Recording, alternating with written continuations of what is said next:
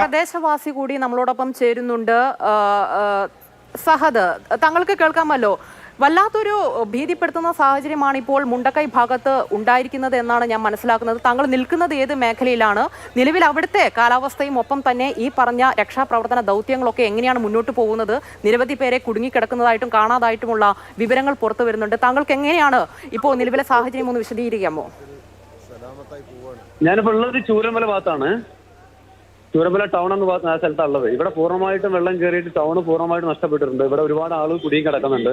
കുറെ ആളുകൾ നമ്മൾ രക്ഷപ്പെടുത്തി. പക്ഷെ ഇനിയും അങ്ങോട്ട് എത്തിപ്പെടാൻ കഴിയാത്ത സാഹചര്യമുള്ളത്.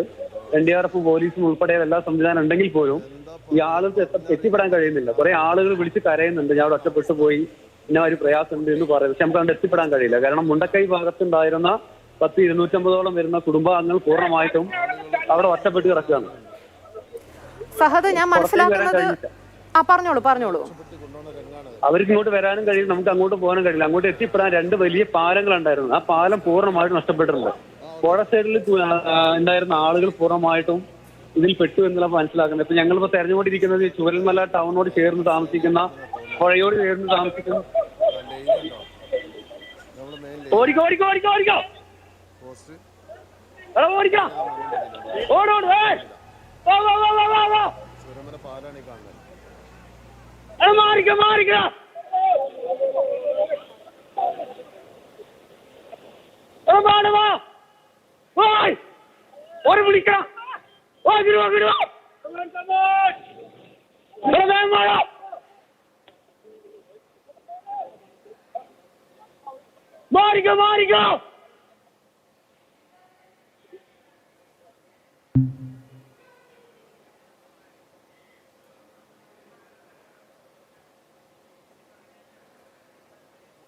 സഹദ് എന്ന ഒരു നാട്ടുകാരനാണ് നമുക്ക് വിവരം നൽകിയത്.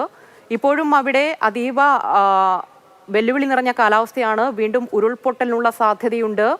അദ്ദേഹം നിൽക്കുന്ന സ്ഥലം അത്രത്തോളം ഇപ്പോൾ സേഫ് അല്ലെന്ന് തോന്നുന്നു. സ്വാഭാവികമായിട്ടും അദ്ദേഹം നേരത്തെ സൂചിപ്പിച്ച പോലെ തന്നെ കനത്ത മഴയുണ്ട്.